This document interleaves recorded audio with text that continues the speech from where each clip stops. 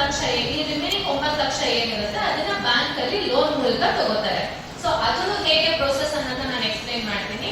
So ಸರ್ಕಾರದಿಂದ within 3 to 4 months ಏನಾಗುತ್ತೆ, ಇವಾಗ ಅದು ನಿಮಗೆ ಸಬ್ಸಿಡಿ ಆಗಲಿ ಲೋನ್ ಆಗಲಿ ಬರೋದು, ನೀವು ಏನೇ ಒಂದು ಆಹಾರ ಸಂಸ್ಕರಣಾ ಘಟಕ ಸ್ಥಾಪನೆ ಮಾಡ್ಬೇಕು ಅಂದ್ರೆ ಏನೇನ್ ಮಿಷನರೀಸ್ ನ ತಗೊಂತೀರಾ ಆ ಮಿಷನರೀಸ್ ಮೇಲೆ ಮಾತ್ರ ನಿಮ್ಗೆ ಸಬ್ಸಿಡಿ ಬರುತ್ತೆ. ಈಗ ನಾನು ಜಾಗ ತಗೋತೀನಿ, ಜಾಗ ರೆಂಟ್ ಅಥವಾ ಲೀಸ್ ಮಾಡ್ತೀನಿ, ಅದಕ್ಕೆಲ್ಲ ಲೋನ್ ಸಿಗುತ್ತಾ, ಅದಕ್ಕೆಲ್ಲ ಸಬ್ಸಿಡಿ ಸಿಗುತ್ತಾ ಅಂದ್ರೆ ಅದಕ್ಕೆಲ್ಲ ಸಿಗೋದಿಲ್ಲ. ನೀವು ಏನೇ ಒಂದು ವರ್ಕಿಂಗ್ ಕ್ಯಾಪಿಟಲ್ ಒಂದು 30% ತನಕ ಕೊಡ್ತಾರೆ. ಅದು ಏನಕ್ಕೆ ಅಂದ್ರೆ ಕನ್ಸ್ಟ್ರಕ್ಷನ್ ಆಫ್ ದ ಶೆಡ್ ಅಷ್ಟಕ್ಕೆ, ಮಿಕ್ಕಿದಷ್ಟು 70% ಏನಿದೆ ಅದು ನಿಮ್ಮ ಮಿಷನರೀಸ್ ಗಳ ಮೇಲೆ ಮಾತ್ರ ಸಬ್ಸಿಡಿ ಬರೋದು. ಈಗ 10 ಲಕ್ಷಕ್ಕೆ ಮ್ಯಾಮ್ ಇನ್ವೆಸ್ಟ್ ಮಾಡ್ತಾರೆ ಮಿಷನರೀಸ್ ತಗೊಳೋದಕ್ಕೆ. ಈಗ ರಾಗಿನ ಜಡ್ಡೆ ಇಡಲಾಗಿರ್ಬೋದು, ಕ್ಲೀನಿಂಗ್ ಮಾಡೋದಾಗಿರ್ಬೋದು, ಅದನ್ನ ನೀಟಾಗಿ ಇದು ಮಾಡಿ ಮಿಷಿನ್ ಮಾಡೋದಾಗಿರ್ಬೋದು, ಆಮೇಲೆ ಪ್ಯಾಕೇಜಿಂಗ್ ಮಾಡೋದಾಗಿರ್ಬೋದು, ಈ ಕಂಪ್ಲೀಟ್ ಇಷ್ಟಕ್ಕೂ 10 ಲಕ್ಷ ಅವ್ರು ಇನ್ವೆಸ್ಟ್ ಮಾಡ್ತಾರೆ ಅಂದ್ರೆ 1 ಲಕ್ಷ ಅವ್ರದ್ದು ಇನ್ವೆಸ್ಟ್ಮೆಂಟ್, ಮಿಕ್ಕಿದ ಬ್ಯಾಂಕ್ ಲೋನ್ ಹೋಗ್ತಾರೆ. ವಿತಿನ್ 3 to 4 ಮಂತ್ಸ್ ಅಲ್ಲಿ ಈಗ 10 ಲಕ್ಷಕ್ಕೆ 50% ಸಬ್ಸಿಡಿ ಅಂದ್ರೆ ಎಷ್ಟು ಬರುತ್ತೆ ನಿಮ್ಗೆ ಸಬ್ಸಿಡಿ? ಇವಾಗ 5 lakh. So within 3 to 4 months ಏನಿರುತ್ತೆ 5 ಲಕ್ಷ ನಿಮ್ಗೆ ಸಬ್ಸಿಡಿ ಯಾವ ಬ್ಯಾಂಕ್ ಅಲ್ಲಿ ನೀವು ಅಕೌಂಟ್ ನ ಕ್ರಿಯೇಟ್ ಮಾಡಿರ್ತೀರಾ ಆ ಅಕೌಂಟ್ ಗೆ ಸಬ್ಸಿಡಿ ಬಂದು ಜಮಾ ಆಗುತ್ತೆ. ಸೊ ಸಬ್ಸಿಡಿ ಬಂದು ಜಮಾ ಆಗಿದ ತಕ್ಷಣ ನೀವು ಲೋನ್ ಅಕೌಂಟ್ ನ ಕ್ಲೋಸ್ ಮಾಡಬಹುದಾ? ನಿಮ್ಗೆ ಇಮಿಡಿಯೇಟ್ ಆಗಿ ದುಡ್ಡು ಬರುತ್ತೆ, ಸೊ ಲೋನ್ ಅಕೌಂಟ್ ನ ಕ್ಲೋಸ್ ಮಾಡಿ ಸಾಲ ಮುಕ್ತ ಆಗ್ಬೋದಾ ಅಂದ್ರೆ ಇಲ್ಲ.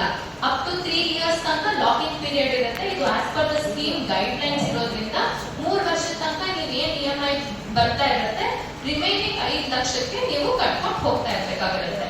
ಅದೇ ಫಸ್ಟ್ 3 ಮಂತ್ಸ್ ಏನ್ ಕಟ್ತೀರಾ ನಿಮ್ದು 9 ಲಕ್ಷಕ್ಕೂ ಬಡ್ಡಿ ಕಟ್ಕೊಂಡು ಹೋಗ್ತಿರ್ತೀರಾ. ಅದಾದ್ಮೇಲೆ ಒನ್ಸ್ ನಿಮ್ ಅಕೌಂಟ್ ಗೆ ಸಬ್ಸಿಡಿ ಬಂದು ಜಮಾ ಆದ್ಮೇಲಿಂದ ಆ ದುಡ್ಡು ಮೈನಸ್ ಆಗಿ ಮಿಕ್ಕಿದ 5 ಲಕ್ಷಕ್ಕೆ ನೀವು EMI ನ 3 ವರ್ಷ ಕಟ್ಕೊಂಡು ಹೋಗ್ಬೇಕಾಗಿರುತ್ತೆ. 3 ವರ್ಷ ಆದ್ಮೇಲೆ ಸಬ್ಸಿಡಿ ಬಂದ್ಬಿಟ್ಟು ನೀಟಾಗಿ ಜಮಾ ಆಗಿ ಆಮೇಲೆ ನೀವು ಲೋನ್ ಅಕೌಂಟ್ ನ ಕ್ಲೋಸ್ ಕೂಡ ಮಾಡ್ಕೋಬಹುದು. ಇದು ಪ್ರೊಸೀಜರ್. ಸೊ ಇವಾಗ ನಮ್ಮ ಸರ್ಕಾರ ನಮಗೆ ಕೊಟ್ಟಿರೋ ಟಾರ್ಗೆಟ್ ಬಂದ್ಬಿಟ್ಟು 15,000 ಅಷ್ಟು ಆಹಾರ ಸಂಸ್ಕರಣಾ ಘಟಕಗಳ ಸ್ಥಾಪನೆ ಆಗಿ ಅಷ್ಟು ಉದ್ಯಮಿಗಳು ಬರ್ಬೇಕು ಮುಂದೆ ಅಂತ. ಅದ್ರಲ್ಲಿ ನಾವೀಗ ರೀಚ್ ಆಗಿರೋದು ಬಂದ್ಬಿಟ್ಟು 10,150 ಜನ ನಮ್ಮಲ್ಲಿ ಲೋನ್ ತಗೊಂಡು ಸ್ಯಾಂಕ್ಷನ್ ಆಗಿ ಆಲ್ರೆಡಿ ಆಹಾರ ಸಂಸ್ಕರಣಾ ಘಟಕನ ಸ್ಥಾಪನೆ ಮಾಡಿದ್ದಾರೆ. ನೆಕ್ಸ್ಟ್ ಸ್ಲೈಡ್ ಮಾ.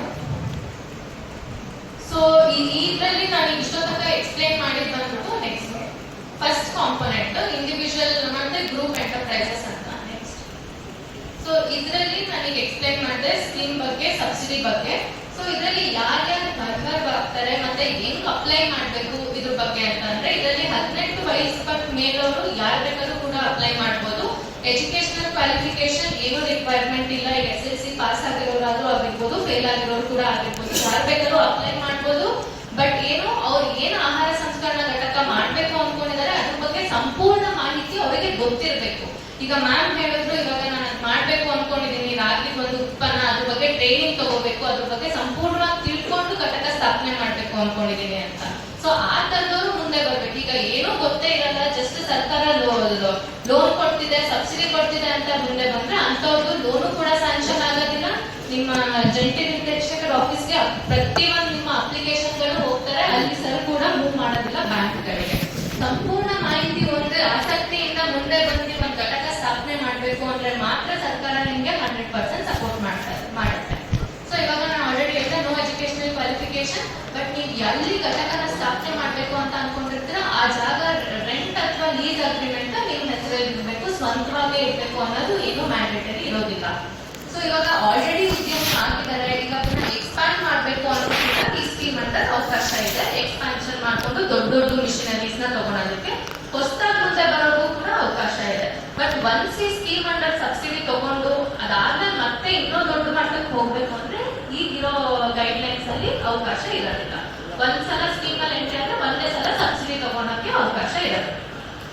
ಸೊ ಈ ಸ್ಕೀಮ್ ಇವಾಗ ಅಪ್ಲಿಕೇಶನ್ ಪ್ರೊಸೆಸ್ ಬರ್ತೀನಿ, ಹೆಂಗ್ ಅಪ್ಲೈ ಮಾಡೋದು. ಇವಾಗ ಇಷ್ಟೊಂದೆಲ್ಲ ಮಾಹಿತಿ ಕೊಟ್ಟು ನಾನು ಎಲ್ಲಿ ಹೋಗ್ಬೇಕು, ಯಾರ ಹತ್ರ ಅಪ್ಲೈ ಮಾಡ್ಬೇಕು ಅಂತ ನಿಮ್ ನೆಕ್ಸ್ಟ್ ಕ್ವಶನ್ ಇರುತ್ತೆ. ಸೊ ಇದು ಆನ್ಲೈನ್ ಅಪ್ಲಿಕೇಶನ್ ಆಗಿರುತ್ತೆ. ನೀವು ಎಲ್ಲೂ ಪೇಪರ್ ಇಟ್ಕೊಂಡು ಅಲ್ಲಿ ಇಲ್ಲಿ ಅಲ್ಲಾಡೋ ಅವಶ್ಯಕತೆ ಇರೋದಿಲ್ಲ. ನಮ್ಮಲ್ಲಿ ಜಿಲ್ಲಾ ಸಂಪನ್ಮೂಲ ವ್ಯಕ್ತಿಗಳು ಅಂತ ನೇಮಕ ಮಾಡಿರ್ತೀವಿ. ನಮ್ ಡಿಪಾರ್ಟ್ಮೆಂಟ್ ಇಂದಾನೆ 2 ದಿವಸ ಅವರಿಗೆ ತರಬೇತಿಗಳನ್ನ ಕೊಟ್ಟು ಹೆಂಗೆ ಅಪ್ಲಿಕೇಶನ್ ನ ಹಾಕ್ಬೇಕು ಅನ್ನೋ ಸಂಪೂರ್ಣ ಮಾಹಿತಿನ ನಾವು ಅವ್ರಿಗೆ ಹೇಳ್ಕೊಟ್ಟಿರ್ತೀವಿ. ಅವರು ನಮ್ಮಲ್ಲಿ ಎಕ್ಸಾಮ್ ಬರ್ತಿ ಪಾಸ್ ಆಗಿರ್ತಾರೆ. ಪಾಸ್ ಆದ್ಮೇಲೆ ಅವ್ರಿಗೆ ನಾವು ID ಮತ್ತೆ ಪಾಸ್ವರ್ಡ್ ಕೂಡ ಕೊಟ್ಟಿರ್ತೀವಿ.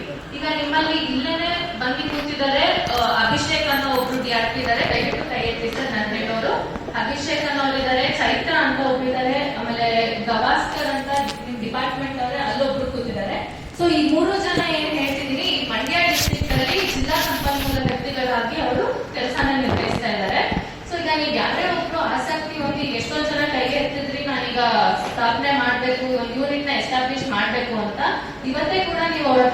ಸ್ಪಾಟ್ ರಿಜಿಸ್ಟ್ರೇಷನ್ಸ್ ನ ಮಾಡಿ ನೀವು ಪ್ರೋಸೆಸ್ ನ ಸ್ಟಾರ್ಟ್ ಮಾಡ್ಕೋಬಹುದು.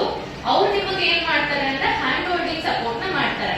ಸೊ ನೀವೀಗ ಏನೋ ಒಂದು ಆಹಾರ ಸಂಸ್ಕರಣಾ ಘಟಕ ಸ್ಥಾಪನೆ ಮಾಡ್ಬೇಕು ಅಂತಿರೋ ಕಂಪ್ಲೀಟ್ ಇನ್ಫಾರ್ಮೇಶನ್ ನ ಪೋರ್ಟಲ್ ಅಲ್ಲಿ ಸಬ್ಮಿಟ್ ಮಾಡ್ಬೇಕಾಗುತ್ತೆ. ಈಗ ಬ್ಯಾಂಕ್ ಅಲ್ಲಿ ಹೋಗಿ ನೀವೇಗೋ ಒಂದು ಲೋನ್ ಅಕೌಂಟ್ ಓಪನ್ ಮಾಡಕ್ ನಿಮ್ ಪರ್ಸನಲ್ ಡೀಟೇಲ್ಸ್ ನೆಲ್ಲ ಕೇಳ್ತಾರೋ ಅದೇ ತರ ಆನ್ಲೈನ್ ಅಲ್ಲಿ ಒಂದು ಅರ್ಜಿನ ಸಲ್ಲಿಸಬೇಕಾಗಿರುತ್ತೆ. ಅವ್ರು ಏನೇನ್ ಡೀಟೇಲ್ಸ್ ನ ಕೇಳ್ತಾರೆ DRPಗಳು ನೀವು ಅವ್ರಿಗೆ ಕೊಡ್ಬೇಕಾಗುತ್ತೆ. ಅದು ಕೊಟ್ಟಾದ್ಮೇಲೆ ಅವ್ರ ಅಪ್ಲಿಕೇಶನ್ಸ್ ಮಾಡ್ತಾರೆ. ಕಂಪ್ಲೀಟ್ ಡೀಟೇಲ್ಡ್ ಪ್ರಾಜೆಕ್ಟ್ ರಿಪೋರ್ಟ್ ಬೇಕು. ನೀವು ಯಾವ್ದೇ ಬ್ಯಾಂಕ್ ಹೋಗಿ ಒಂದು ಲೋನ್ ನಿಮ್ಮ ಹೆಸರಲ್ಲಿ ಸ್ಯಾಂಕ್ಷನ್ ಆಗ್ಬೇಕು ಅಂದ್ರೆ ಡೀಟೇಲ್ಡ್ ಪ್ರಾಜೆಕ್ಟ್ ರಿಪೋರ್ಟ್ ನ ಎಲ್ಲಾ ಬ್ಯಾಂಕ್ಗಳು ಮ್ಯಾಂಡೇಟರಿ ಕೇಳ್ತಾರೆ. ಸೊ ಅದರ ಜವಾಬ್ದಾರಿ ಎಲ್ಲ ಜಿಲ್ಲಾ ಸಂಪನ್ಮೂಲ ವ್ಯಕ್ತಿಗಳು ನಿಮ್ಗೆ ಮಾಡಿ ಕೊಡೋದು. ಈಗ ಮಿಷನರಿ ಕಾಸ್ಟ್ ಎಷ್ಟಾಗುತ್ತೆ, ಇದರಿಂದ ಔಟ್ಕಮ್ ಎಷ್ಟು, ಇದರಿಂದ ಇನ್ಕಮ್ ಎಷ್ಟು ಬರುತ್ತೆ ನಿಮ್ ಫ್ಯೂಚರ್ ಅನ್ನೋದು ಕಂಪ್ಲೀಟ್ ರಿಪೋರ್ಟ್ ನ ನಮ್ಮ ಜಿಲ್ಲಾ ಸಂಪನ್ಮೂಲ ವ್ಯಕ್ತಿಗಳು ನಿಮ್ಗೆ ಮಾಡಿ ಕೊಡ್ತಾರೆ. ಸೊ ಅದು ಅವರು ನಿಮ್ಗೆ ಫ್ರೀ ಆಫ್ ಕಾಸ್ಟ್ ಆಗಿ ಮಾಡ್ತಿದ್ದಾರೆ. ನಾವು ಅವರಿಗೆ ಸರ್ಕಾರದಿಂದ 20,000ದಷ್ಟು ಅವ್ರಿಗೆ ಸಹಾಯಧನ ಕೊಡ್ತಾ ಇದೀವಿ. ಒಂದು ಅಪ್ಲಿಕೇಶನ್ ನ ಸಂಪೂರ್ಣವಾಗಿ ಹಾಕಿ ಅವ್ರದ್ದು ಲೋನ್ ಸ್ಯಾಂಕ್ಷನ್ ಮಾಡಿಸಿ ನಿಮ್ದು ಡಿಸ್ಪರ್ಸ್ಮೆಂಟ್ ಆಗೋ ತನಕನೂ ಅವರು ನಿಮ್ಗೆ ಹೆಲ್ಪ್ ಮಾಡ್ಬೇಕು. ಈಗ ಯಾವುದೇ ಒಂದು ಆಹಾರ ಸಂಸ್ಕರಣಾ ಘಟಕ ಮಾಡ್ಬೇಕು ಅಂದ್ರೆ ರ್ಯಾಂಡಮ್ ಆಗಿ ಮಾಡಕ್ಕಾಗೋದಿಲ್ಲ. ಅದಕ್ಕೆ ಕೆಲವೊಂದು ನಾರ್ಮ್ಸ್ ಇರುತ್ತೆ, ಗೈಡ್ ಲೈನ್ಸ್ ಇರುತ್ತೆ, ಒಂದಷ್ಟು ಸರ್ಟಿಫಿಕೇಶನ್ಸ್ ಗಳು ಇರುತ್ತೆ. ಸೊ ಈಗ ಏನೇ ಒಂದು ಫುಡ್ ಪ್ರೊಸೆಸಿಂಗ್ ಯೂನಿಟ್ ಮಾಡ್ಬೇಕು ಅಂದ್ರೆ FSSAI ಮತ್ತೆ ಉದ್ಯಮ್ ಮ್ಯಾಂಡೇಟರಿ ಲೈಸೆನ್ಸ್ ಗಳು. ಸೊ ನಿಮ್ಗೆ ಒನ್ಸ್ ಲೋನ್ ಸ್ಯಾಂಕ್ಷನ್ ಆದ್ಮೇಲೆ ಒಂದು ಲೈಸೆನ್ಸ್ ಗಳನ್ನ ಮಾಡಿ ಕೊಡೋ ಜವಾಬ್ದಾರಿ ಕೂಡ ಅವ್ರದ್ದಾಗಿರುತ್ತೆ. ನಿಮ್ಗೆ ಗೈಡೆನ್ಸ್ ಮಾಡಿ ಪ್ರತಿಯೊಂದು ಲೈಸೆನ್ಸ್ ನ ಮಾಡಿಸಿಕೊಟ್ಟು ನಿಮ್ದು ಡಿಸ್ಬರ್ಸ್ಮೆಂಟ್ ಆಗಿ ಯೂನಿಟ್ ಸ್ಟಾರ್ಟ್ ಎಸ್ಟಾಬ್ಲಿಷ್ ಆಗೋ ತನಕ ನಿಮ್ಗೆ ಅವರು ಹೆಲ್ಪ್ ಮಾಡ್ತಾರೆ. ಸೊ ಈಗ ಅವ್ರ ಅಪ್ಲಿಕೇಶನ್ ಹಾಕಾದ್ಮೇಲೆ ಅದು ಡಿಸ್ಟ್ರಿಕ್ಟ್ ಲೆವೆಲ್ ಕಮಿಟಿಗೆ ಹೋಗುತ್ತೆ. ಅಂದ್ರೆ ಎಲ್ಲಾ ಜಿಲ್ಲೆಗಳಲ್ಲಿರೋ ಜಾಯಿಂಟ್ ಡೈರೆಕ್ಟರ್ ಆಫ್ ಅಗ್ರಿಕಲ್ಚರ್ ಕೃಷಿ ಇಲಾಖೆಗೆ ಹೋಗುತ್ತೆ. ಅವ್ರು ಒಂದ್ಸಲ ವೆರಿಫೈ ಮಾಡಿ ಡಿಸ್ಟ್ರಿಕ್ಟ್ ನೋಡಲ್ ಆಫೀಸರ್ಗಳು ನೇಮಕವಾಗಿರ್ತಾರೆ ಎಲ್ಲಾ ಜಿಲ್ಲೆಗಳಲ್ಲಿ. ಅವರು ಒಂದ್ಸಲ ವೆರಿಫೈ ಮಾಡಿ ಹೋಟೆಲ್ ಬಿಸ್ನೆಸ್ ಗಳಾಗಿಲ್ಲ, ಡೈರೆಕ್ಟ್ ಟ್ರೇಡಿಂಗ್ ಆಗಿಲ್ಲ, ಸಂಪೂರ್ಣವಾಗಿ ಇದು ಆಹಾರ ಸಂಸ್ಕರಣಾ ಘಟಕನೇ ಸ್ಥಾಪನೆ ಆಗ್ತಿದೆ ಅಂತ ಒಂದ್ಸಲ ವೆರಿಫೈ ಮಾಡಿ ಅವರು ಬ್ಯಾಂಕ್ ಮೂವ್ ಮಾಡ್ತಾರೆ. ಇದೆಲ್ಲಾನು ಆನ್ಲೈನ್ ಅಲ್ಲೇ ಆಗೋ ಪ್ರೊಸೆಸ್. ಒನ್ಸ್ ಬ್ಯಾಂಕ್ ಮೂವ್ ಆದ್ಮೇಲೆ ಎಲ್ಲಾ ಬ್ಯಾಂಕರ್ಸ್ಗೂ ಈ ಸ್ಕೀಮ್ ಬಗ್ಗೆ ಮಾಹಿತಿ ಗೊತ್ತಿರೋದಿಲ್ಲ. ಸೊ ಅದಕ್ಕೋಸ್ಕರನೇ ಬ್ಯಾಂಕ್ ಮ್ಯಾನೇಜರ್ಸ್ ಚೇಂಜ್ ಆಗ್ತಿರ್ತಾರೆ. PMFME ಸ್ಕೀಮ್ ಅಂದ್ರೆ ಏನು ಅಂತ ಗೊತ್ತಿರಲ್ಲ, ಸಬ್ಸಿಡಿ ಬರುತ್ತಾ ಇಲ್ವಾ ಅನ್ನೋದ್ರ ಬಗ್ಗೆ ಹೆದರಿಕೆ ಇರುತ್ತೆ.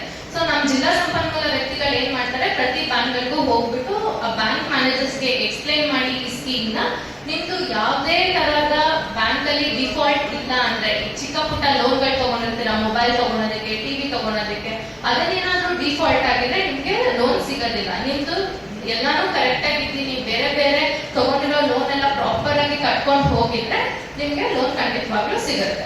ಸೊ ಅವರು ಅದನ್ನ ಸ್ಯಾಂಕ್ಷನ್ ಮಾಡಿಸ್ಕೊಡೋ ಜವಾಬ್ದಾರಿ ನಮ್ಮ DRPಗಳದ್ದು ಆಗಿರುತ್ತೆ. ಬಟ್ ಇನ್ನೊಂದು ಇಂಪಾರ್ಟೆಂಟ್ ಥಿಂಗ್, ನಿಮ್ಗೆ ಲೋನ್ ಸ್ಯಾಂಕ್ಷನ್ ಆಗಿದ ತಕ್ಷಣ ಸೈಲೆಂಟ್ ಆಗಿ ಕುತ್ಕೋಬಾರ್ದು. ನಿಮ್ಮ ಜವಾಬ್ದಾರಿ ಕೂಡ ಆಗಿರುತ್ತೆ DRPs ಗಳ ಜೊತೆ ಲೋನ್ ಸ್ಯಾಂಕ್ಷನ್ ಆದ್ಮೇಲೆ ಡಿಸ್ಬರ್ಸ್ಮೆಂಟ್ ಮಾಡಿಸ್ಕೊಂಡ್ಮೇಲೆ ಡಿಸ್ಬರ್ಸ್ಮೆಂಟ್ ಡೇಟ್ ಅನ್ನೋದು ಏನಿರುತ್ತೆ ಅದನ್ನ ಬ್ಯಾಂಕ್ ಮ್ಯಾನೇಜರ್ಸ್ ಹತ್ರ ನೀವು 1-to-1 ಕನೆಕ್ಷನ್ ಅಲ್ಲಿ ಅಪ್ಡೇಟ್ ಮಾಡಿಸ್ಬೇಕು. ಯಾಕೆಂದ್ರೆ ಬ್ಯಾಂಕ್ ಗಳಲ್ಲಿ ನಿಮ್ಮ ಡಿಸ್ಬರ್ಸ್ಮೆಂಟ್ ಡೇಟ್ ಅಪ್ಡೇಟ್ ಆಗಿಲ್ಲ ಅಂದ್ರೆ ನಿಮ್ಗೆ ಸಬ್ಸಿಡಿ 1 ವರ್ಷ ಆದ್ರೂ ಬರೋದಿಲ್ಲ. ಇದು DRPಗಳದ್ದು ರೆಸ್ಪಾನ್ಸಿಬಿಲಿಟಿ ಆಗಿರುತ್ತೆ. ಆಸ್ ಎನ್ ವೆಲ್ ನಿಮ್ದು ಕೂಡ ಆಗಿರುತ್ತೆ ಅಪ್ಡೇಟ್ ಮಾಡಿಸೋದು. ಇದು ಒಂದು ಎಲ್ಲರೂ ಗಮನದಲ್ಲಿ ಇಟ್ಕೋಬೇಕು. ಅಪ್ಡೇಟ್ ಮಾಡಿದ್ರೆ ಬ್ಯಾಂಕ್ನವರು ಅದು ಡೈರೆಕ್ಟ್ ಆಗಿ MOFP ಹೋಗುತ್ತೆ, ಸೆಂಟ್ರಲ್ ಗವರ್ಮೆಂಟ್, ಅದು ಪೋರ್ಟಲ್ ಮೂಲಕನೇ ಹೋಗುತ್ತೆ. MOFP ಬಂದ್ಬಿಟ್ಟು ministry of central processing unit Delhi ಇರೋದು.